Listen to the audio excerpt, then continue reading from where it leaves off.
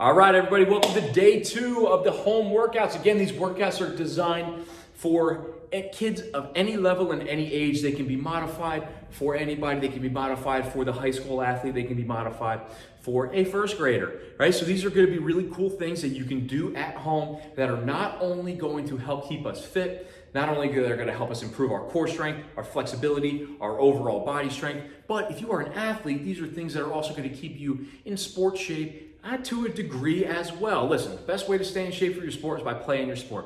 Second best thing is to make sure we're doing things at high speeds and making sure that we are hitting those angles and those positions that we will be when we do eventually get back to playing our sport. What you want to avoid, what you want to be careful of, is going from doing nothing at all to going and doing high speed sports. That's when we see injuries. We see, a lot of muscle pulls and things like that. If you want to go back to your sport and be ready, it's not just about being in aerobic shape and not huffing and puffing, but it's also about making sure that your muscles and all your tendons and your joints and your ligaments and things like that have been doing things at high speeds so that they are used to those things. All right. So where we started doing some drills, working on sprinting yesterday, today we're going to work on agility. All right. And we are going to do 2 drills when we work on agility that we can do right inside of our house, okay? So, drill number 1 is going to be something we call lateral switches, all right? So, when we do lateral switches, we are going to imagine a line on the floor. I want you to think about keeping your foot on that line and bring your other foot out as far as you can while still being able to get that zipper, your chest, and your nose over that line. So you'll notice here, when I do this, right, I am not just shooting my butt over, I'm not just shooting my shoulders over and leaning, I'm staying nice and tall and imagining my back pocket going backwards and over that line. I should feel a heck of a lot in this leg, and this leg right here, there's barely any weight on that bad boy.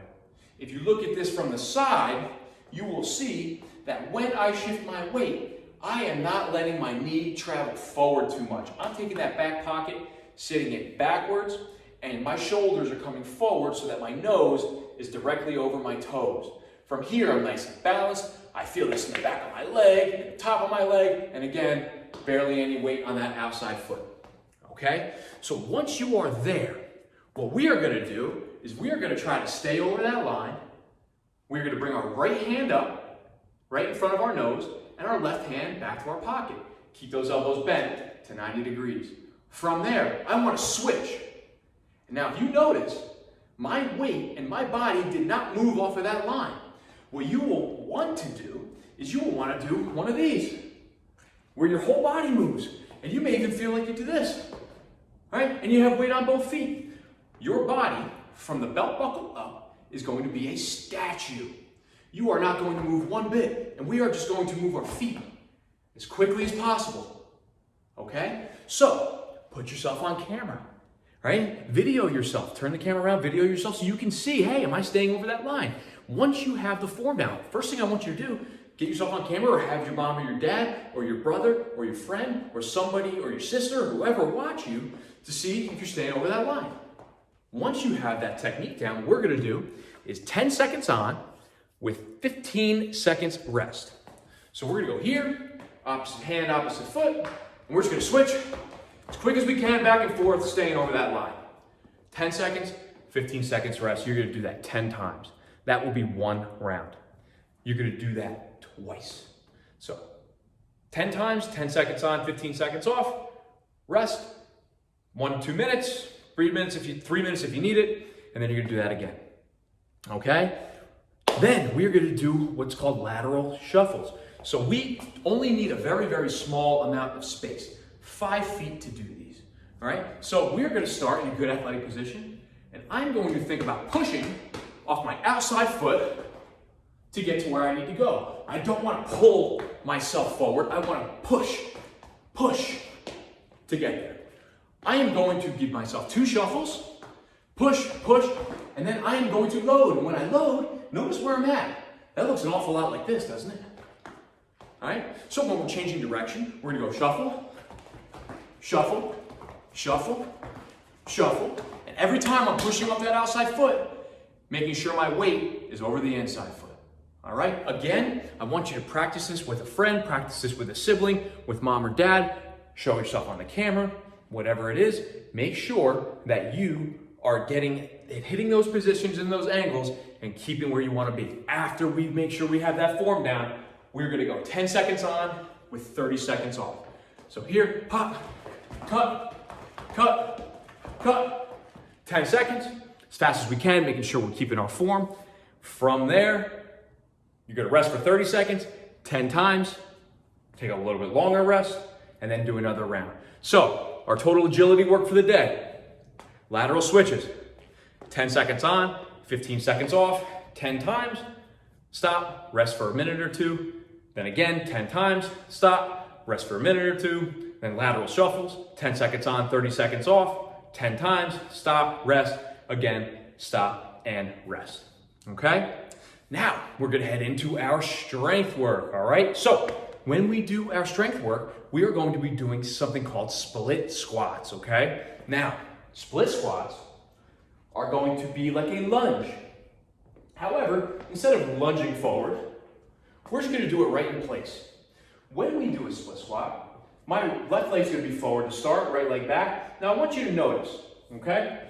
If I have my weight where it should be, you are going to notice that with my back foot, okay, I can lift it up without my body moving. If I had too much weight on my back foot here to lift it up, I would need to shift forward.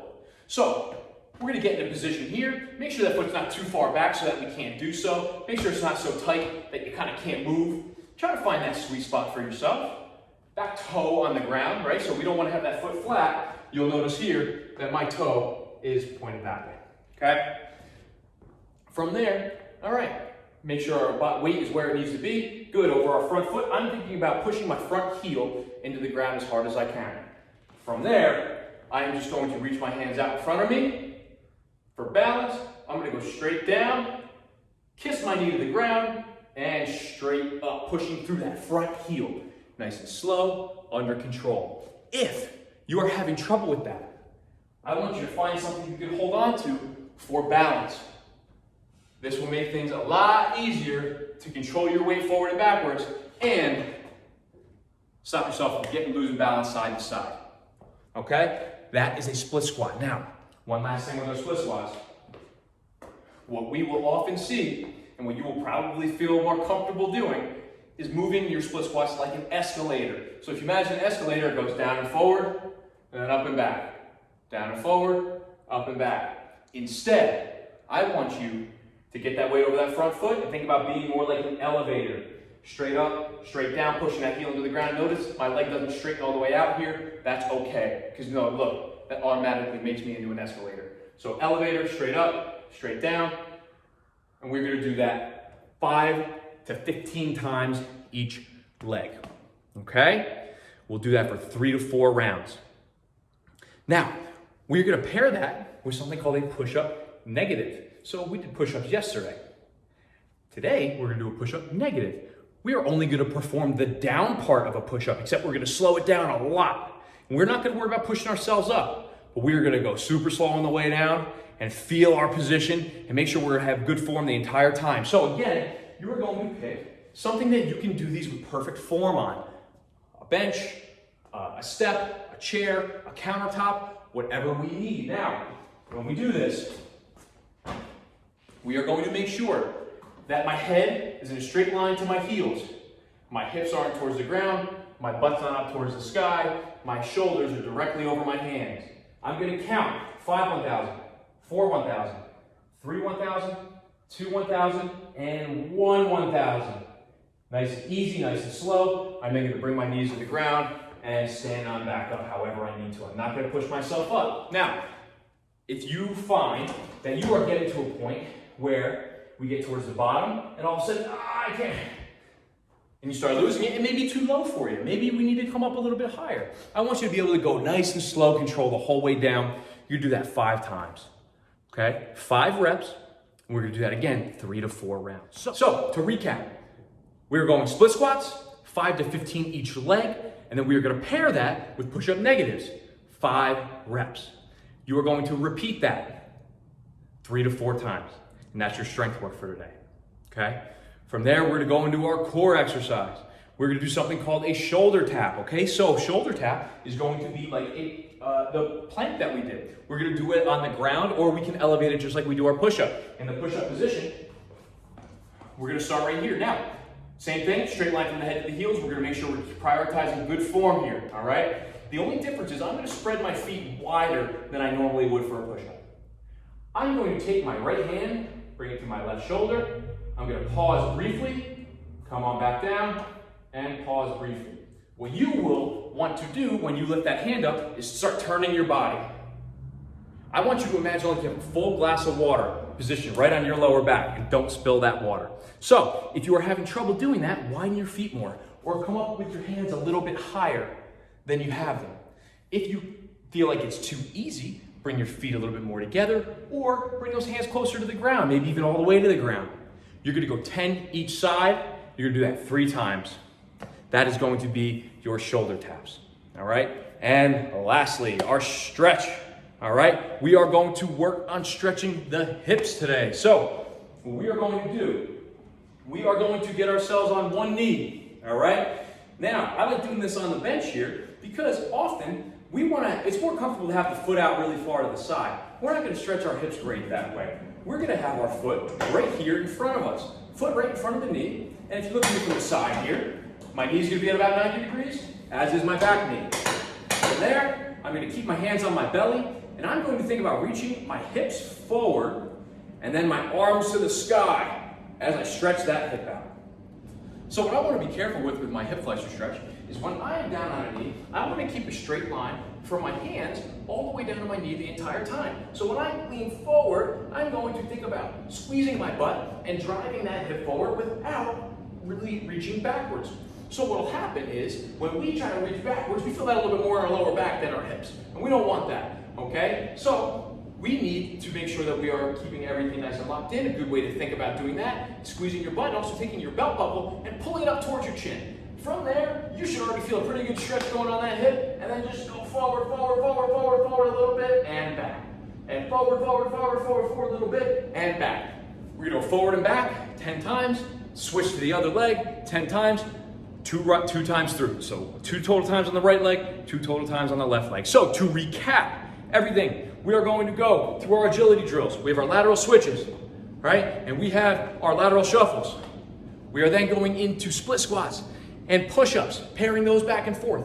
Then we are going into our shoulder taps, 3 sets of 10 each way, and finally, our hip flexor stretch at the end. So, there you go. There's your home workout for today. Working on a little lateral agility and some core strength and some upper body and lower body strength. Good luck, everybody. Have fun.